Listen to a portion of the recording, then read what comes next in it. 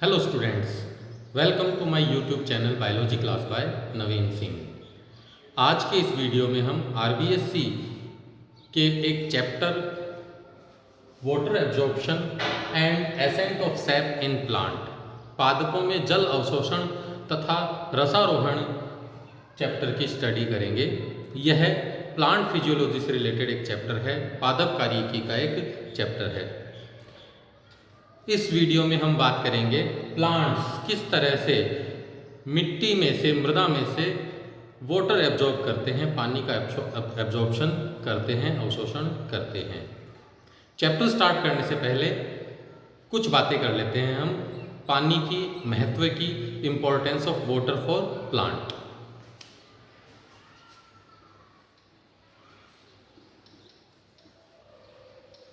Importance of water for plants। पानी, water किसी भी लिविंग बीइंग के लिए एक इम्पॉर्टेंट कंपोनेंट होता है, एक महत्वपूर्ण घटक होता है। पानी जिसे उत्तम विलायक, एक यूनिवर्सल सॉल्वेंट भी कहा जाता है, यह किसी भी ऑर्गेनिज्म के लिए एक इम्पॉर्टेंट रोल प्ले करता है, इम्पॉर्टेंट कंपोनेंट होता है। अगर हम प्लांट्स के पॉइंट ऑफ व्यू से देखें, पादपों के महत्व के आधार पर देखें, पादपों में देखें तो प्लांट्स में, प्लांट सेल में 80 to 90% part of protoplasm is made up by water. पादपों में जीव द्रव्य का 80 से 90% भाग जल होता है। साइटोप्लाज्म या प्रोटोप्लाज्म का लगभग 80 to 90% पार्ट पानी का बना होता है, पानी कंटेनिंग होता है, वाटर कंटेनिंग होता है। वाटर प्लांट सेल में द मेटाबॉलिक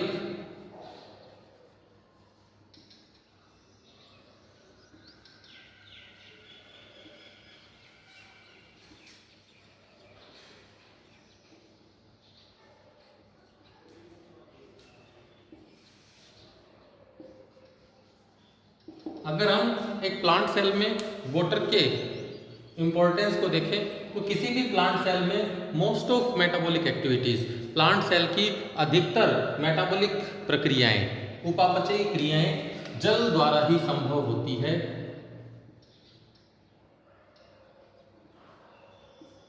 जितनी भी मेटाबॉलिक एक्टिविटीज है प्लांट सेल की, ये सारी मेटाबॉलिक एक्टिविटी पानी से ही कंडक्ट होती है। जैसे फॉर एग्जांपल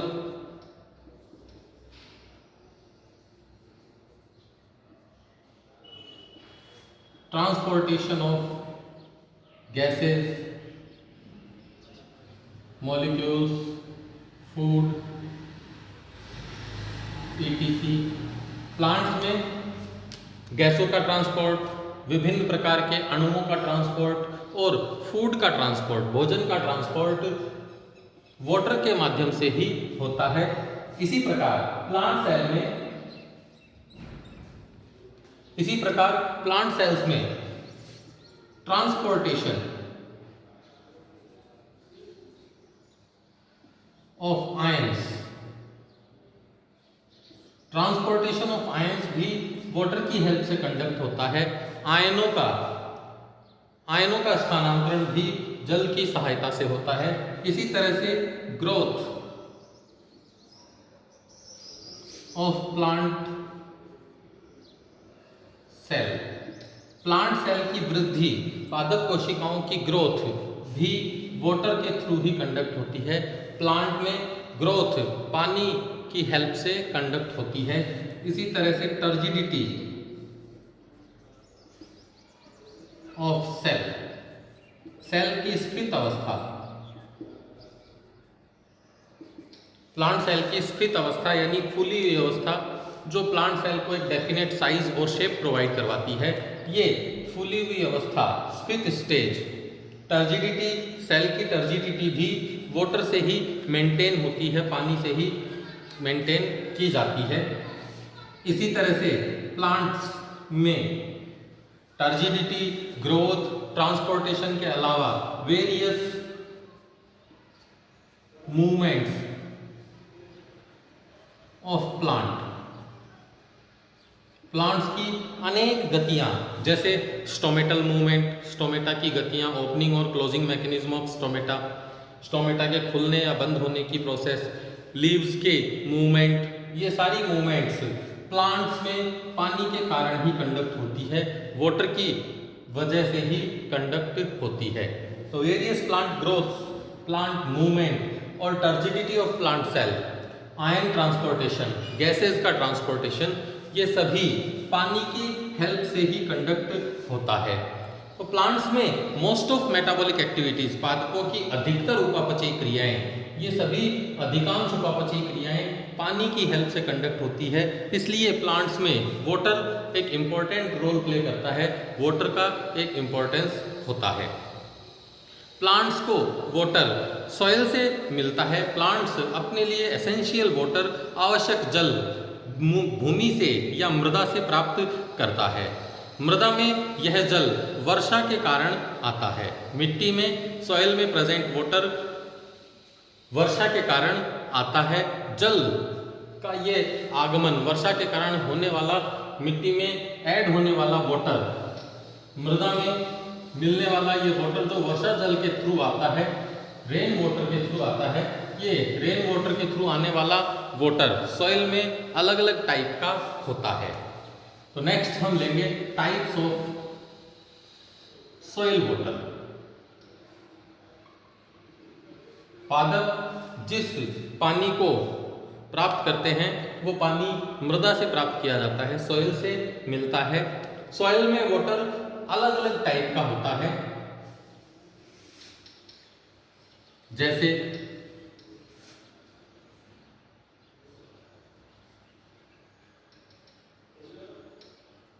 ग्रेविटेशनल वाटर, गुरुत्वीय जल,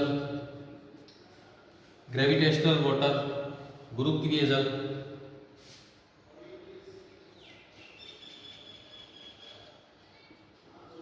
हाइग्रोस्कोपिक वाटर, आर्द्रता ग्राही जल,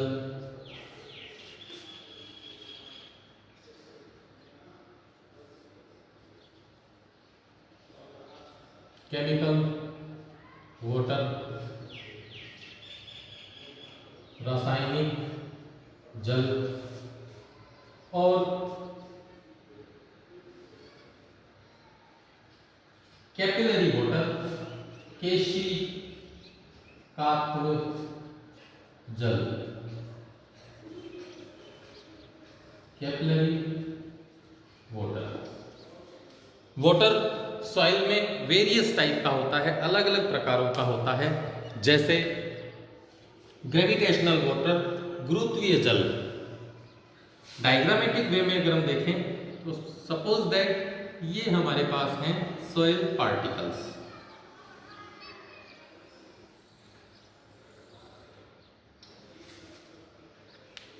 सॉइल पार्टिकल में रेन वाटर के थ्रू आने वाला रेन वाटर जब सॉइल पार्टिकल से होता हुआ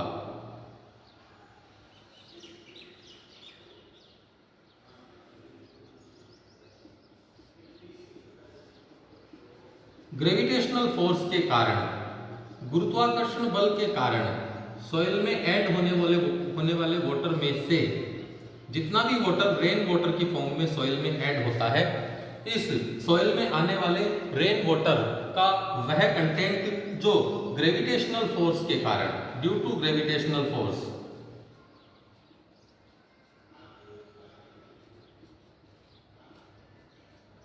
ग्रेविटेशनल फोर्स के कारण ये रेन वाटर, मिट्टी में आने वाला रेन वाटर ग्रेविटेशनल फोर्स के कारण सॉइल पार्टिकल से परकोलेट होकर, छन कर डीप इन सॉइल होरिजन चला जाता है, मिट्टी के संस्तर में भूमि के संस्तर में गुरुत्वाकर्षण बल के कारण गहराई में चला जाता है और एक ग्राउंड वाटर टेबल की फॉर्म में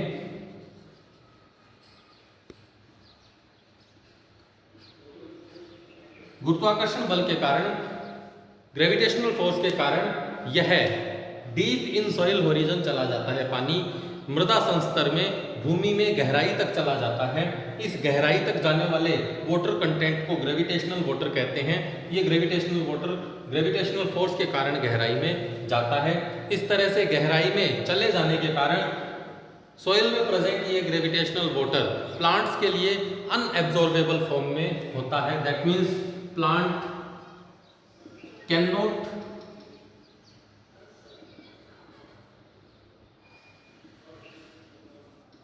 यूटिलाइज सच वाटर। गहराई में चले जाने के कारण प्लांट्स के लिए ये ग्रेविटेशनल वाटर एब्जॉर्प्शन के लिए अवेलेबल नहीं होता है, अवशोषण के लिए अवेलेबल नहीं होता है। इसलिए प्लांट्स सॉइल वाटर में प्रेजेंट ग्रेविटेशनल वाटर को एब्जॉर्ब नहीं कर पाता है। इसी तरह से hygroscopic water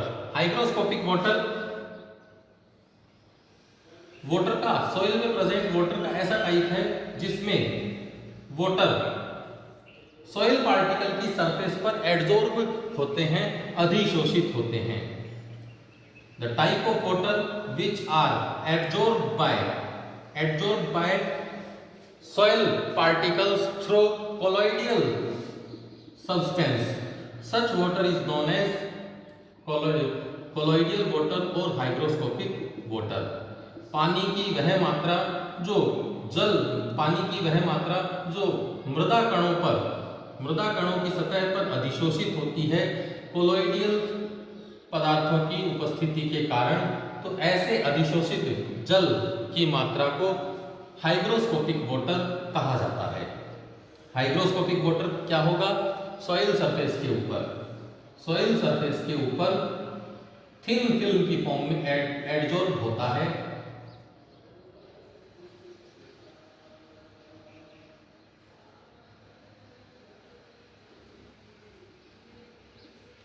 adsorb water thin film की फॉर्म में प्रेजेंट, ये वाटर जो सॉइल सरफेस के ऊपर अधिशोषित हो रहा है, एडजॉर्ब हो रहा है, इसी फॉर्म ऑफ वाटर को हाइग्रोस्कोपिक वाटर कहा जाता है।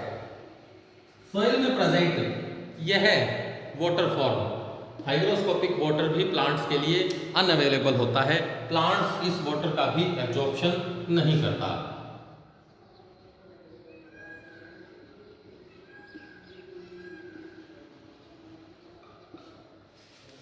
वाटर का ये फॉर्म भी प्लांट्स के लिए एब्जॉर्बेबल नहीं होता है। थर्ड हम लेते हैं केमिकली बाउंड वाटर या केमिकल वाटर, रासायनिक जल। वाटर का ऐसा फॉर्म जो सॉइल पार्टिकल में प्रेजेंट केमिकल्स के साथ बाइंडिंग करके प्रेजेंट होता है। सॉइल पार्टिकल्स में प्रेजेंट केमिकल्स के साथ बाइंडिंग करके binded water chemically bind water कहलाता है। सॉइल के अंदर प्रेजेंट केमिकल्स, वेरियस केमिकल्स जैसे copper sulphate CuSO4.H2O,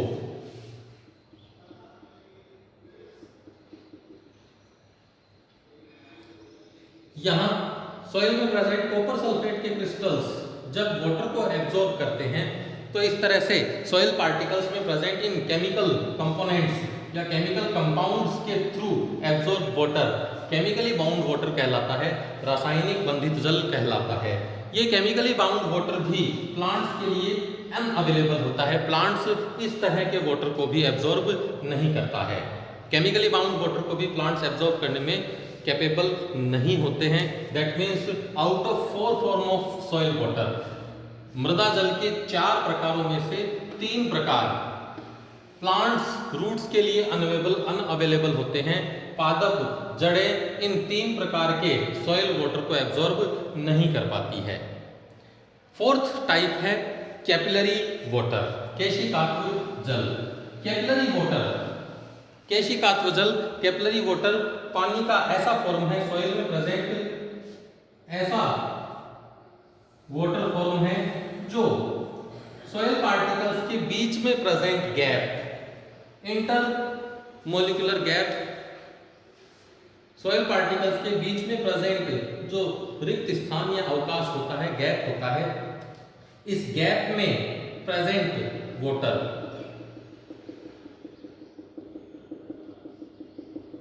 soil particles के बीच में प्रेजेंट स्पेस, गैप में प्रेजेंट वाटर कैपिलरी वाटर कहलाता है, केशिकात्मक जल कहलाता है। दो सॉइल पार्टिकल्स के बीच में प्रेजेंट रिक्त स्थान में, वैकेंट स्पेस में मिलने वाला वाटर, सॉइल पार्टिकल्स के वैकेंट स्पेस में मिलने वाला वाटर कैपिलरी वाटर कहलाता है, केशिकात्मक जल कहलाता है। प्लांट्स इसी वाटर, इसी फॉर्म ऑफ वाटर को एब्जॉर्ब करते हैं।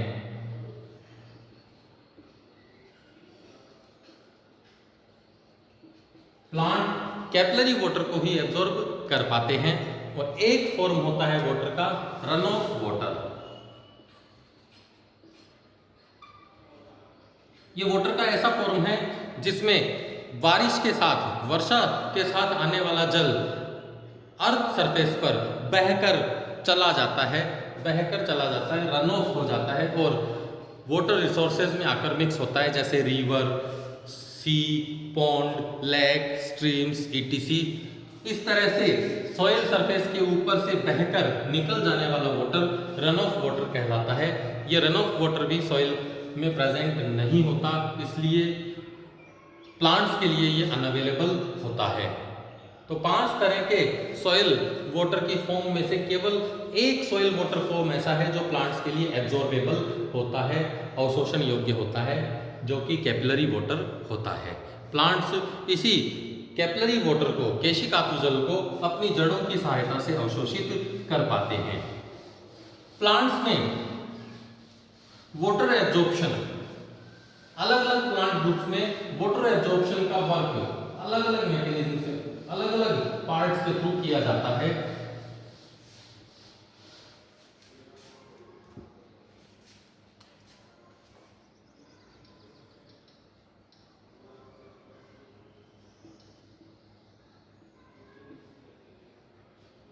प्लांट्स में वाटर एब्जॉर्प्शन की साइट या वाटर एब्जॉर्प्शन के लिए रेस्पॉन्सिबल ऑर्गन की अगर हम बात करें तो लोअर प्लांट्स में, लोअर प्लांट्स जैसे एल्गी, एल्गी में हूल, प्लांट सरफेस एब्जॉर्ब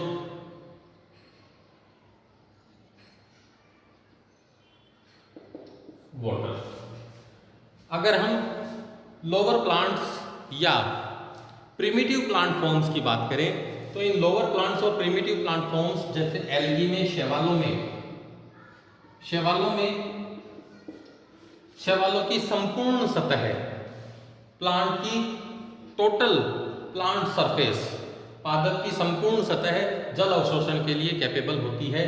प्लांट्स, शैवाल जैसे प्लांट्स में, एल्गी जैसे प्लांट्स में वाटर हूल प्लांट सरफेस के थ्रू एब्जॉर्ब होता है। संपूर्ण पादप शरीर जल अवशोषण का कार्य करता है। इसी तरह से अगर हम हायर प्लांट्स की बात करें, जैसे जैसे हम प्लांट्स ग्रुप में हायर ग्रुप की तरफ जाएंगे, फॉर एग्जांपल ब्रायोफाइट्स, ब्रायोफाइट्स में वाटर एब्जॉर्प्शन के लिए स्पेसिफिक ऑर्गन प्रेजेंट होते हैं जिन्हें राइजोइड्स मूलाभास कहा जाता है। ब्रायोफाइट्स में वाटर एब्जॉर्प्शन के लिए रेस्पॉन्सिबल प्लांट ऑर्गन है राइजोइड्स। ये राइजोइड्स या मूलाभास प्लांट सरफेस से निकलने वाले small and thin thread like structures हैं जो सॉइल सरफेस से कैपिलरी वाटर को एब्जॉर्ब करती है। ब्रायोफाइट्स में वाटर एब्जॉर्प्शन ऑर्गन है राइजोइड्स। इसी तरह से हायर प्लांट ग्रुप जैसे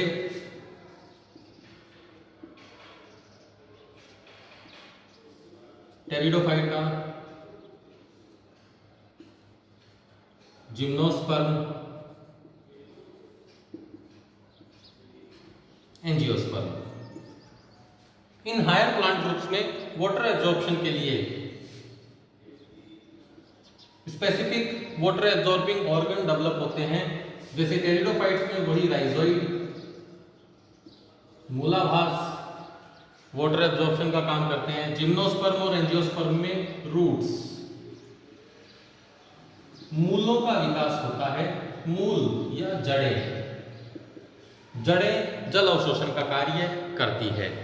हायर प्लांट्स में वाटर एब्जॉर्प्शन रूट्स के थ्रू होता है। रूट्स जो सॉइल सरफेस के अंदर ग्रोथ करती है, under the soil surface present होती है।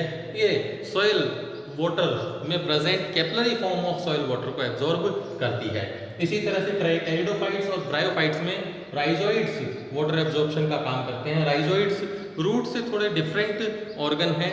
ये थ्रेड लाइक फाइब्रस पार्ट हैं। प्लांट सरफेस से निकलने वाला थ्रेड लाइक फाइब्रस पार्ट धागेनुमा और थिन पतले रेशे जैसा पार्ट है जो रूट्स की तरह वर्क करता है और वाटर एब्जॉर्प्शन में हेल्प करता है। लोअर प्लांट्स जैसे एल्गी में water absorption complete plant surface के थ्रू होता है। हायर प्लांट्स में जैसे एंजियोस्पर्म प्लांट्स में वाटर एब्जॉर्प्शन के लिए रेस्पॉन्सिबल ऑर्गन है रूट, मूलें। जड़ों द्वारा प्लांट्स किस तरह से वाटर एब्जॉर्प्शन करता है? वाटर एब्जॉर्प्शन प्लांट्स में, हायर प्लांट्स में वाटर एब्जॉर्प्शन की मैकेनिज्म को स्टडी करने से पहले एक छोटा सा ओवरव्यू हम देख लेते हैं types parts of root.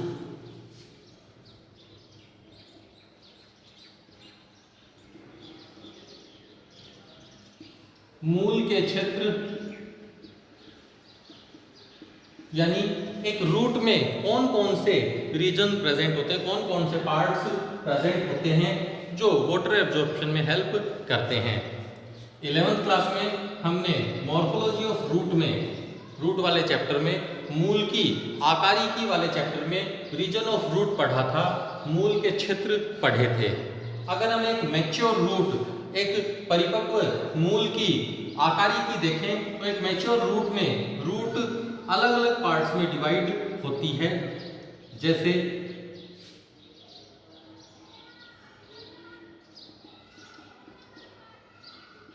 Meristematic zone यानी विभज्योतकीय क्षेत्र,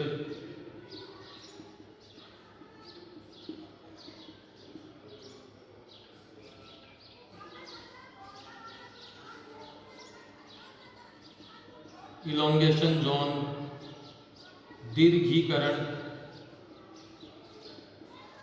क्षेत्र और मैचुरेशन जोन।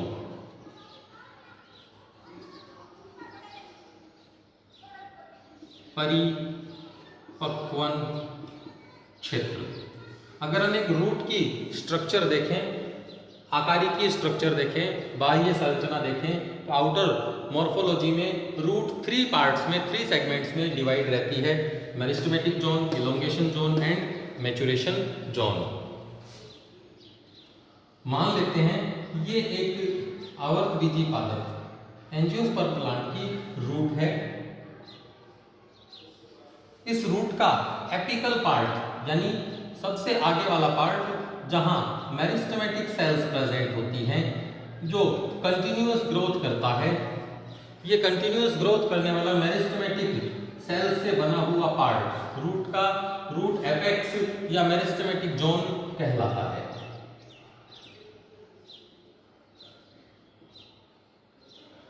रूट का मेरिस्टेमेटिक जोन है, यहां मेरिस्टेमेटिक सेल्स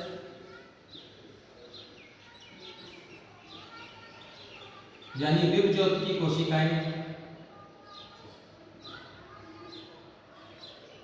पाई जाती है, जो लगातार विभाजन करके, लगातार डिवीजन करके रूट की लेंथ को इंक्रीज करने में सहायता करती है।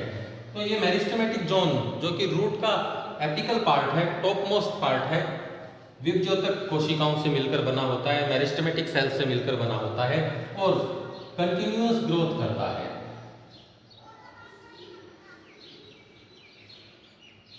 लगातार वृद्धि करने वाला क्षेत्र है। इस मेरिस्टेमेटिक जोन को प्रोटेक्शन देने के लिए रूट एपेक्स पर, मूल के शीर्ष पर एक टोपीनुमा संरचना पाई जाती है जिसे रूट कैप, मूल गोप कहा जाता है। ये मूल गोप या रूट कैप मेरिस्टेमेटिक जोन को प्रोटेक्शन देने का काम करता है। मेरिस्टेमेटिक जोन के पीछे वाला पार्ट रूट्स का इलोंगेशन जोन कहलाता है। ये जोन इलोंगेशन जोन में प्रेजेंट सेल्स मेरिस्टेमेटिक सेल्स में डिफरेंशिएशन होने के कारण डेवलप होता है। विभज्योतिकी क्षेत्र की कोशिकाओं में विभेदन के कारण इलोंगेशन जोन का फॉर्मेशन होता है। इस इलोंगेशन जोन में मैच्योर सेल्स प्रेजेंट होती है, परिपक्व कोशिकाएं पाई जाती है। मेरिस्टेमेटिक जोन के पीछे वाला पार्ट जहां मैच्योर सेल्स प्रेजेंट होती है और रूट का सबसे लंबा पार्ट होता है, लॉन्गेस्ट रीजन है। ये रीजन जो कि मैच्योर सेल्स से मिलकर बना होता है, परिपक्व कोशिकाओं से मिलकर बना होता है। इस जोन को इलोंगेशन रूट का इलोंगेशन जोन कहा जाता है। वृद्धिकारी क्षेत्र या दीर्घीकरण क्षेत्र कहा जाता है। इलोंगेशन जोन की सेल्स वाटर एब्जॉर्प्शन में रोल प्ले नहीं करती है। इसी तरह से मेरिस्टेमेटिक जोन की सेल्स भी वाटर एब्जॉर्प्शन में रोल प्ले नहीं करती। रूट्स का मेरिस्टेमेटिक जोन और इलोंगेशन जोन ये वाटर एब्जॉर्प्शन में हेल्प नहीं करता है। हाँ, ये रूट को गहराई तक, मूल को, जड़ को गहराई तक ले जाने में सहायता करते हैं। इसी इलोंगेशन जोन के पीछे प्रेजेंट रूट का पार्ट जहां रूट हेयर्स प्रेजेंट होते हैं और सबसे ज्यादा मैच्योर पार्ट होता है, फुल्ली मैच्योर पार्ट है, जहां सेल कंप्लीट डिफरेंशिएशन शो करती है, पूरी तरह से विभेदित हो जाती है। इस मैच्योर पार्ट में प्रेजेंट सेल्स में डिवीजन की प्रोसेस कंडक्ट नहीं होती है। इस पार्ट की कोशिकाएं आगे विभाजित नहीं होती है। इसी पार्ट को मैच्योरेशन जोन कहा जाता है। मैच्योरेशन जोन, रूट के मैच्योरेशन जोन में fine thread like projections present होते हैं। पतले धागे सदृश संरचनाएं पाई जाती है। इन्हीं पतली धागे सदृश धागे के जैसी थ्रेड लाइक स्ट्रक्चर्स को रूट हेयर्स कहा जाता है। ये रूट हेयर्स सॉइल पार्टिकल्स के इन बिटवीन ग्रोथ करती है, मृदा कणों के बीच में वृद्धि करती है और मृदा कणों से घिरी रहती है। इन रूट हेयर्स के चारों ओर मिलने वाले सॉइल पार्टिकल्स में प्रेजेंट कैपिलरी वाटर को ये रूट हेयर्स एब्जॉर्ब करने का काम करते हैं। तो मैच्योरेशन जोन में प्रेजेंट ये चारों ओर फैले हुए थ्रेड लाइक स्ट्रक्चर जिन्हें रूट हेयर्स कहा जाता है, ये रूट हेयर्स सॉइल पार्टिकल्स के इन बिटवीन ग्रोथ करते हैं, मृदा कणों के मध्य वृद्धि करते हैं और मृदा कणों में पाए जाने वाले कैपिलरी वाटर, केशिकाकु जल को अवशोषित करने का कार्य करते हैं। इसीलिए रूट में water absorption, active water absorption, सक्रिय रूप से जल अवशोषण का कार्य रूट के मैच्योरेशन क्षेत्र से होता है, परिपक्वन क्षेत्र से होता है। तो रूट में केवल मैच्योरेशन पार्ट ऐसा है रूट का जहां मैक्सिमम रूट हेयर्स प्रेजेंट होते हैं और रूट में वाटर एब्जॉर्प्शन में हेल्प करता है। इलोंगेशन जोन और मेरिस्टेमेटिक जोन में चूंकि रूट हेयर्स प्रेजेंट नहीं होते, इस वजह से ये दोनों जोन वाटर एब्जॉर्प्शन का वर्क नहीं करते हैं। तो कंप्लीट रूट में प्रेजेंट तीन रीजन्स में से केवल मैच्योरेशन जोन ऐसा है जहां वाटर एब्जॉर्प्शन की प्रोसेस होती है।